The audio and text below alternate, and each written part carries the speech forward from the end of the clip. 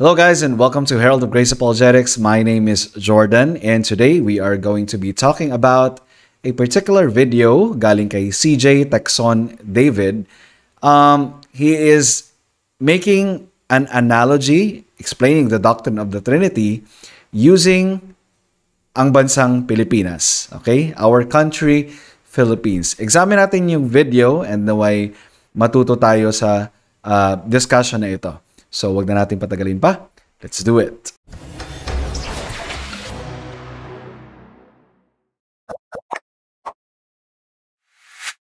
Hirapan ka pong unawain ang Trinity, baka makatulong ang video na ito. Ang Trinity po ay iisang Diyos lamang pero binubuo ng tatlo. Diyos Ama, Diyos Anak, at Diyos Espiritu Santo. Let's stop right there. Ang Trinity ay iisa pero binubuo ng tatlo. What do you mean by binubuo? When you say binubuo kasi, meaning it has parts. No? It has parts na kung saan part 1, part 2, part 3, pag binuo mo siya, magiging isa sila. So para siyang it's like a robot concept na kung saan nagbubuo ka. It's like a jigsaw puzzle na kung saan magbubuo ka para maging one yung isang bagay. And problematic itong language na ginamit niya dahil ang doctrine of the Trinity or our God, Yahweh, doesn't have parts. So, mamaya siguro elaborate natin kung anong ibig sabihin ko doon sa maliban doon sa principle na God doesn't have physical parts. Elaborate din natin yung tinatawag natin na yung mga attributes ng Diyos ay hindi part ng kanyang pagka-Diyos. Kundi yung attributes niya ay siya mismo. So, mamaya elaborate natin yan. But, of course, let's watch the video. In-address ko lang yung language na ginamit niya na ang Trinity ay isa pero binubuo. So, di ba? So, yun lang. So paano natin nasabi na iisa lamang ang Diyos gayong pinapakita na ang Diyos Ama ay Diyos at si Jesus Christ ay Diyos at ang Holy Spirit ay Diyos? So kung titignan mo, tatlo nga naman siya. Pero bakit iisang Diyos lamang ito? At ang doktrina po ng Trinity, magkakaiba po sila. Ang Jesus ay iba po sa Ama, hindi po siya yung Ama. Yung Ama naman ay hindi rin po siya yung Holy Spirit.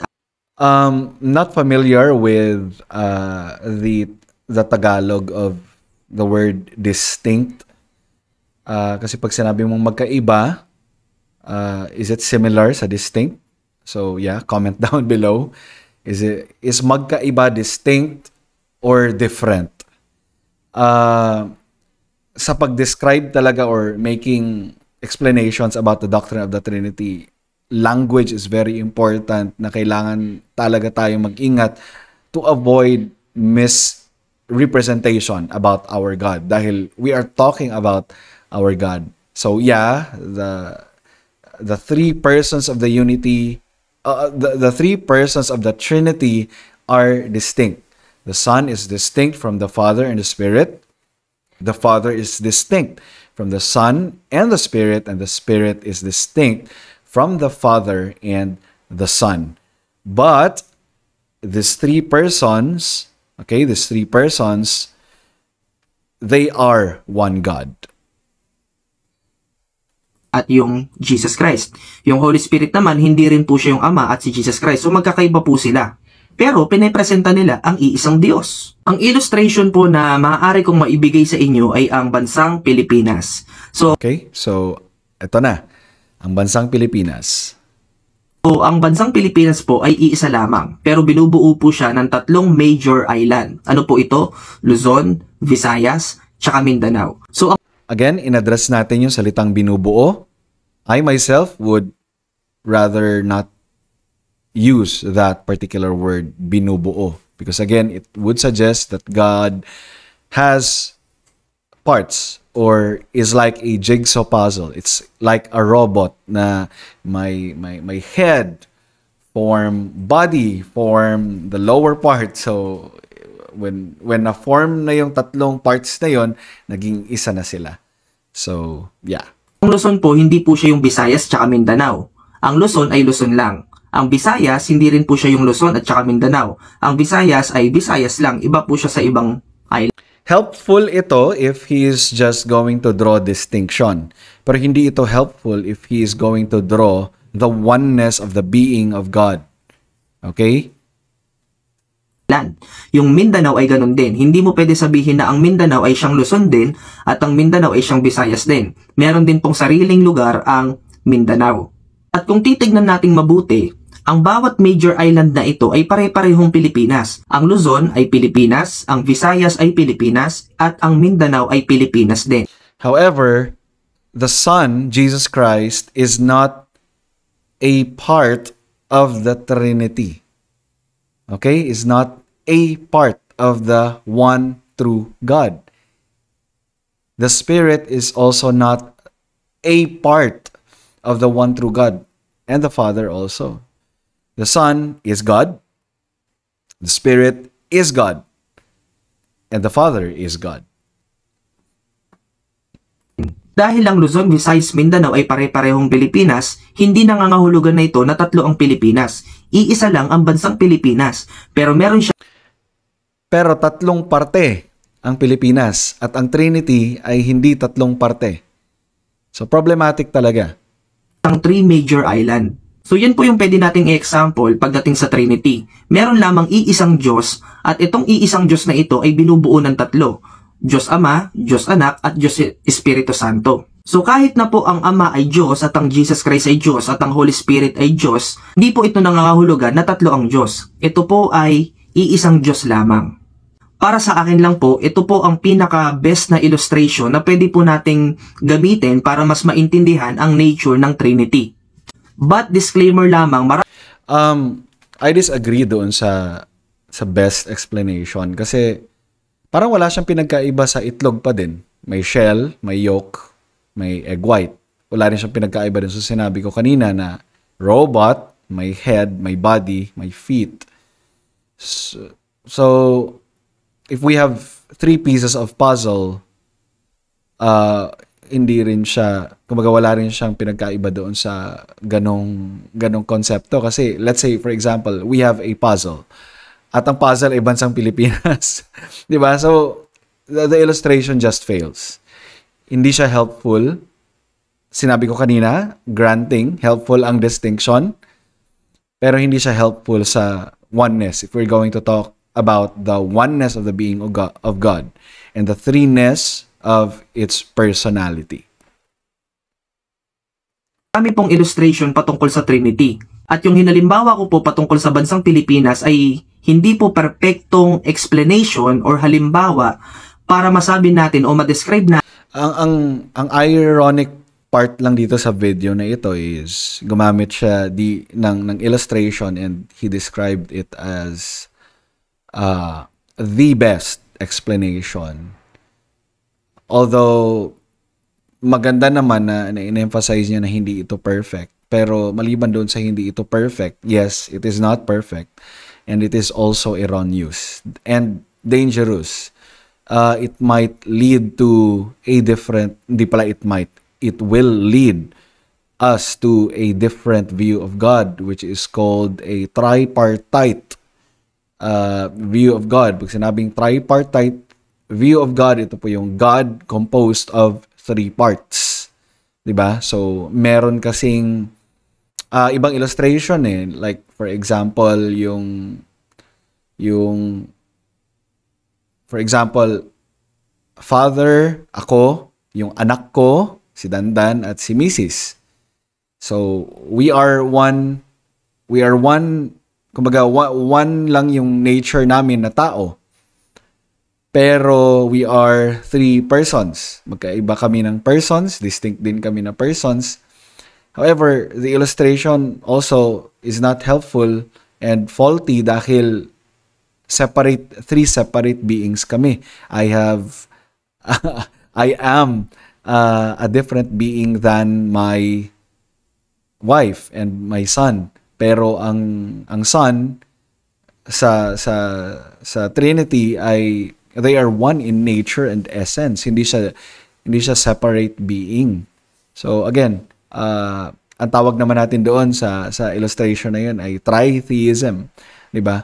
And alam na natin yung ibang mga illustration dito, yung modalism, that the Father, God has different modes, nagfa-function siya as the Father, nag-function siya as the Son, yung Father, siya rin yung Son.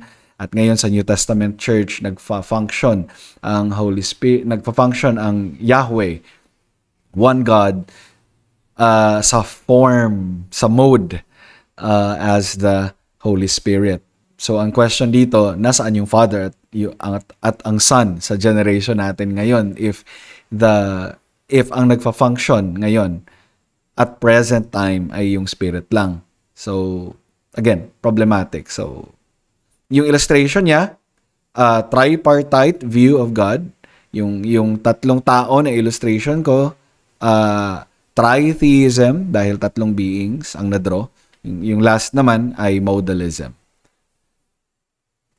Natin yung nature ng Diyos. Dahil walang anumang illustration ang pwede nating maihalin tulad sa Diyos dahil siya ay Diyos, iba po talaga yung nature. Yeah, dahil walang illustration, sana hindi niya na lang ito ginawa. Kasi, helpful naman yung distinction sa, sa drawing na, na triangle. To make distinction between those three persons. And again, this is a mystery to us dahil mga limited creatures tayo. We are not able to really at 100% makomprehend natin ang true nature ng Diyos. So, yeah, walang illustration na pwedeng 100% na mag-capture para na analogous doon sa one God, three persons. Meron nag-a-attempt pa din na sinasabi nila na closer, yung sun. Sun has light and has heat. However, yun nga, iba ang property ng light, iba ang property ng heat. So if you're going to ask me, masasabi ko na wala akong magagamit na illustration sa Doctrine of the Trinity. But if you have, comment down below na masasabi nating accurate yon at alam nyo yon, hindi tayo malilid sa heresy. So yeah, I think hanggang doon na lang naman yung video niya kasi inulit niya lang naman yung point niya sa previous one. But this video would be less helpful kung hindi natin pag-uusapan yung mga foundations ng Doctrine of the Trinity. So para mas lalong helpful itong video na ito, hindi ko lang siya ginawang reaction video, kundi ginawa ko rin siya parang lecture type. Foundation number 1 sa Doctrine of the Trinity, yung monotheism. Sinabi nating monotheism, we believe that the Bible teaches that there is only one God. Yahweh is one. Foundation 2, there are three divine distinct persons, namely the Father, Son, and Spirit. Yung distinction, very helpful yan. Let's define a being. Yung term na being. A being, it makes someone what they are. Sinabing being, it makes someone what they are, and yung person, it makes someone who they are. Yung being, it answers the question of whatness, what. Ang person naman, it answers the question who. Okay, so for example, what is Jordan? Jordan is a man. Who is Jordan? Jordan is the host of Herald of Grace Apologetics, tall, dark, and never mind. So yeah. And additional supplemental foundation din na binanggit ko kaninang umpisa. Elaborate natin dito sa mga supplemental foundations. And hindi lang ito basta supplemental na minor supplemental, kundi talagang mag-strengthen pa sa ating view about God. Number 1, God is single. Okay, single being. Ito yung, again, there is only one God. God is a spiritual, or God is spiritual being. Ibig sabihin, He is not made of material substance. Hindi siya yari sa material. Hindi siya gawa. Hindi siya created. He is not made of matter. And yung third na masasabi kong medyo may kahirapan sa pag-explain is that God is simple. So, by simple, we do not mean God is simplistic or God is simplified or easy to understand. So, para mas helpful ito, gamit tayo ng example. We would probably say God has justice. God has holiness, but God is love. And by the way, itong explanation na ito ay credit doon sa video ni Kevin D. Young. Helpful yung video na yon at gagamitin ko siya dito para makatulong din sa atin. So we would probably say that God has justice, God has holiness, but God is love. The implication being is that love is the very nature of God, and justice and holiness is just parts. Ulitin ko po. If we say God has justice and God has holiness, but God is love, ang implication noon ay sinasabi natin na the entire attribute that represents the very nature of God is only love. And parts of His attributes is only justice and holiness and has omniscience, has omnipresence. So hindi natin pwedeng i-word na ganon kagaya nga ng sabi ko kanina. Language is very important kapag pinag-uusapan natin yung Diyos dahil magkamali lang tayo dito, it will lead us to a different God, an idol. Kaya very careful tayo dito. Okay, let's continue. To put it more simply, God doesn't just have attributes. Rather, whatever He has, He is. Kung anong meron siya, siya yun. Ulitin ko po, God doesn't just have attributes as if yung attributes niya ay add extra. Sinabing add extra galing sa labas, in-incorporate niya lang sa kanya internally. But rather, ang attributes ng Diyos ay ad intra. Kung ano siya mismo yon. Ano yung attributes niya? If He is love, love is, kaya nga nasasabi natin na God is love, love is God. By virtue of divine simplicity. What we do not mean by that is that yung love ay ginagawa nating Diyos. But by virtue of God, of divine simplicity, that doctrine, yes, we can say that. His love is His holiness. His love is His justice, His omniscience, His omnipresence, and other attributes na pwede nating banggitin doon. Identical yun lahat, hindi yun parts. Ito binanggit ko kanina, He is not a jigsaw puzzle of divine properties. Alright, so balikan lang natin yung illustration na Pilipinas, Luzon, Visayas, Mindanao as part of the Philippines. They are part of the Philippines. Hindi siya accurate illustration to illustrate the doctrine of the Trinity. So, might as well na iwasan natin yung mga ganong illustration, itlog, solid liquid gas, ano pa ba? Na may naiisip ninyo na erroneous illustration. So, iwasan po natin yon para hindi natin ma-misrepresent yung God ng Bible. Alright, I hope this video helps. Wala po tayong against kay CJ Texon David. Nireview lang po natin yon para i-correct yung maling explanation. So, see you guys in our next video. God bless and peace out.